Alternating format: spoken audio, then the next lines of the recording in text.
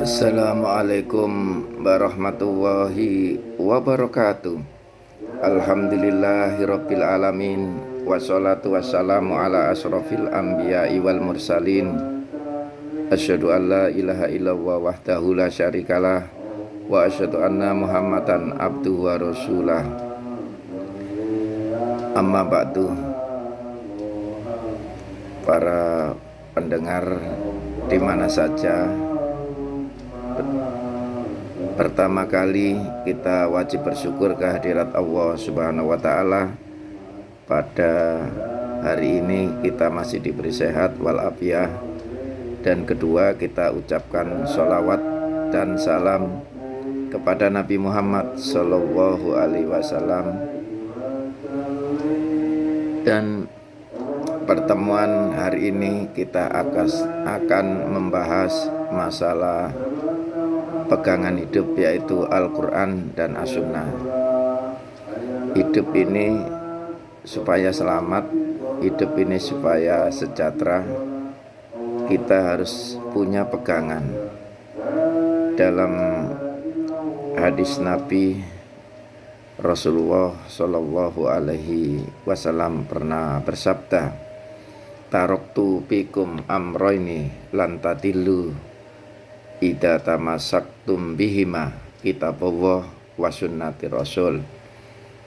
Artinya, aku tinggalkan dua perkara.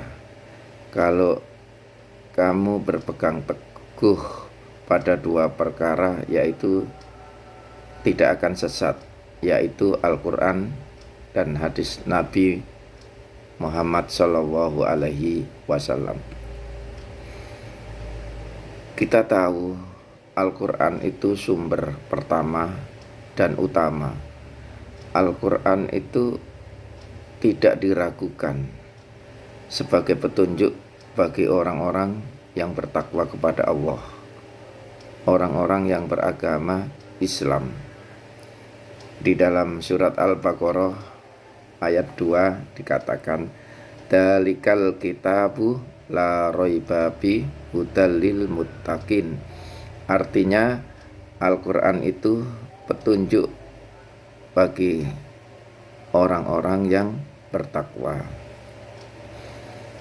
Kalau kita memakai Al-Quran sesuai dengan perintah Allah, sesuai dengan anjuran dari Allah Subhanahu wa Ta'ala, dan yang kedua harus berdasarkan hadis Nabi Muhammad Sallallahu Alaihi Wasallam.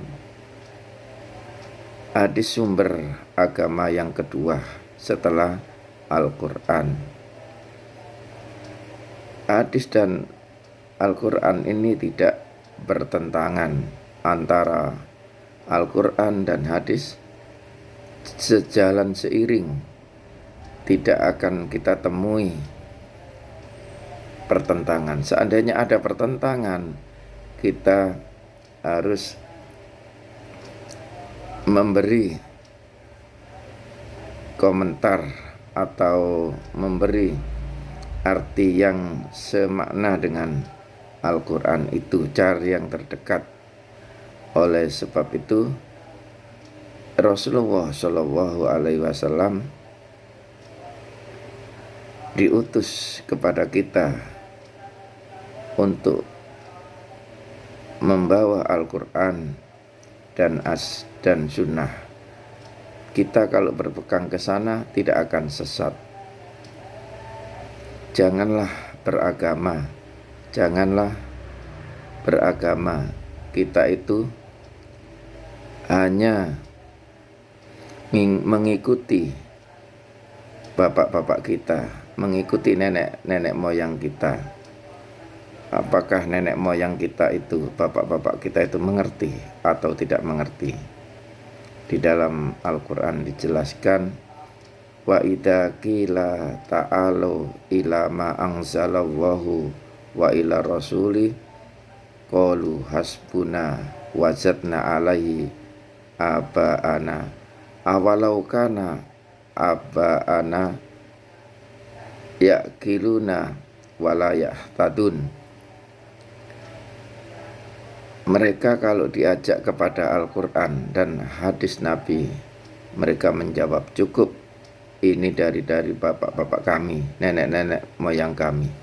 Apakah bapak-bapak kamu, apakah nenek moyang kamu itu berpikir dan mendapat hidayah, atau bapak-bapak kamu itu mengikuti setan sehingga masuk ke neraka? Oleh sebab itu, ayolah kita kembali kepada Al-Quran dan As-Sunnah.